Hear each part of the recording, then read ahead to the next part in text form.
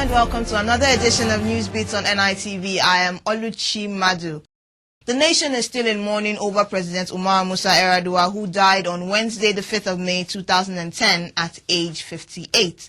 The body of the late president was laid to rest in his native state of Katsina before sundown on Thursday, according to Islamic rites. The Nigerian flags flew at half-mast as YarAdua's corpse was carried out of Aso Rock Villa in a long convoy, bearing his widow, Ture, and immediate family members. His body, wrapped in the national colors of green and white, was received at the Nnamdi Azikiwe Airport, Abuja, by the service chiefs and laid on a podium to a rendition of the national anthem. The corpse was honored with a military parade and a 21-gun salute before departing for the Katsina airport. Present at the funeral, amongst other notable Nigerians, were Honorable Dimiji Bankole, who led the federal delegation, Secretary to the Government of the Federation, Ahmed Yayale, and Defense Minister, Adetokunbo Kayode. YarAdua's in-laws, Governors Issa Yuguda of Bauchi State and Saidu Dakingare of Kebbi State, were also in attendance. It was learnt that Goodluck Jonathan did not go to Katsina because no specific role was meant for him at an Islamic burial ceremony. On this note, Bankole, a Muslim, was mandated to lead the Abuja delegation.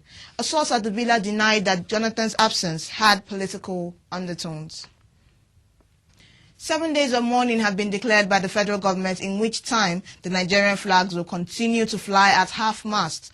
Thursday was declared a work-free day to enable Nigerians reflect and pray for the repose of the late president's soul. Umoru YarAdua will be mostly missed and remembered by the people of the Niger Delta region for the amnesty program and the creation of the Niger Delta Ministry to address the age-long neglect of the region, electoral reforms, restoration of the hope in the judiciary, economic reforms, amongst others. Goodluck Jonathan became the president of Nigeria by 9 a.m. yesterday, Thursday, the 6th of May, at a brief and solemn ceremony at the council chamber of the presidential villa in Abuja. Jonathan is the nation's 14th head of state at 52 and its second university-educated leader, the first being President Umoru YarAdua. The Chief Justice of the Federation, Aloysius Katsina Alu, administered the oath on Jonathan, who had his wife, Patience, beside him.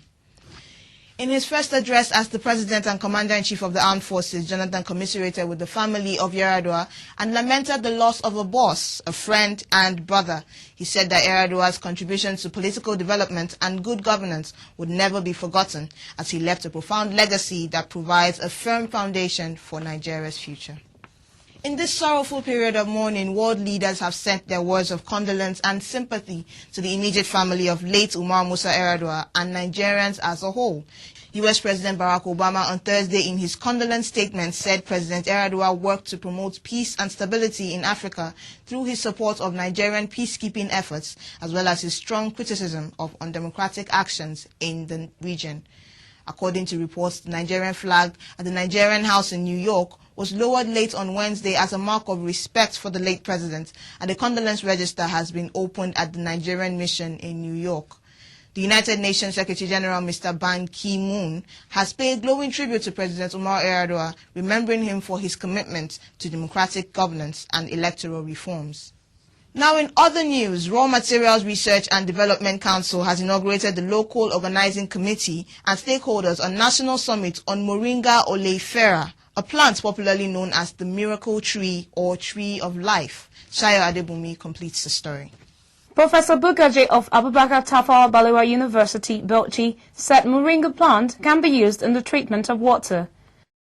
It can be transported to the venue of the summit so that people can see practically how surface water, raw water, can be treated to produce potable water.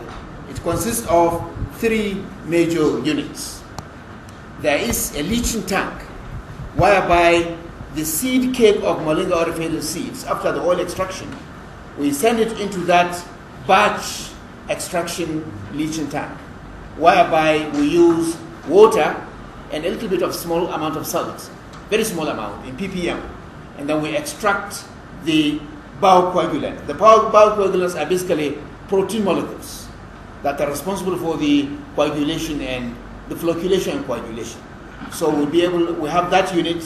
It has been done, and the master student has almost graduated. He's only waiting for external defense. Now the other unit will be the clarifier units.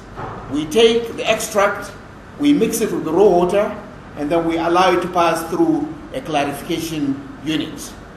Now, after that, the water is now sent to a slow sand filtration unit. The slow sand filtration unit would allow removal of not only the remaining particles, but even bacteria and other, microbial materials. The acting DG of Raw Materials Research, Mr. Moyo Jalasho, explained the medicinal value of oleifera moringa. You have moringa use for medicinal purposes. All over the world, herbal treatment is gaining ground. That is the traditional way of curing diseases. So you find out that in advanced countries of the world, even in America, you have sections of their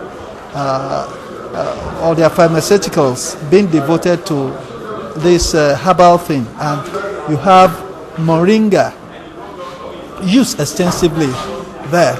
Mr. Jalasho said moringa, which is a multi-purpose plant, will increase Nigerians' access to potable water.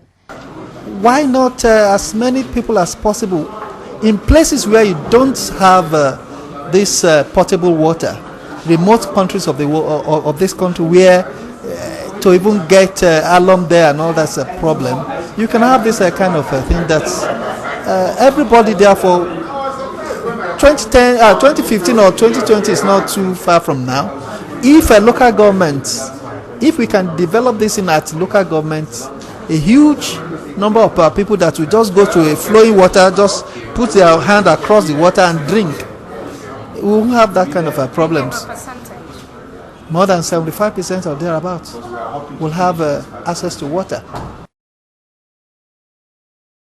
The National Universities Commission, NUC, has announced that 34 universities are operating illegally in the country. According to the Executive Secretary, Professor Julius Okoje, the list of the affected institutions contains some foreign universities also operating in the country without the prerequisite federal government approval. Some of the institutions include campuses of universities in the United Kingdom, the United States, Ghana, Port Novo, and the Republic of Benin.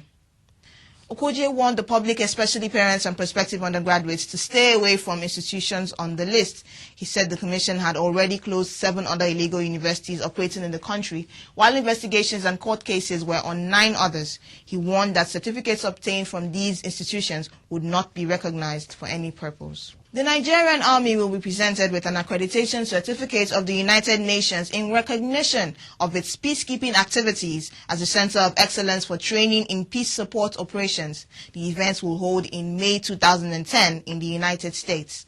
Lieutenant General Abdulrahman Bello Dambazal, the Chief of Army Staff, will be leading a delegation of senior officers of the Army to New York to receive the document. The accreditation represents a formal endorsement of quality of training in the Nigerian Army Peacekeeping Center in Jaji, Kaduna. It will qualify the center to manage the body's training activities and efforts in the promotion of peacekeeping all over the world. Being the first country to be accorded such recognition, Nigeria stands to receive assistance in terms of logistics support for its training programs. The Nigerian Army Peacekeeping Center, at the expense of requesting countries, is now empowered by the UN to train potential peacekeepers. And on that note, we've come to the end of another edition of Newsbeat. Till next time, thanks for logging on.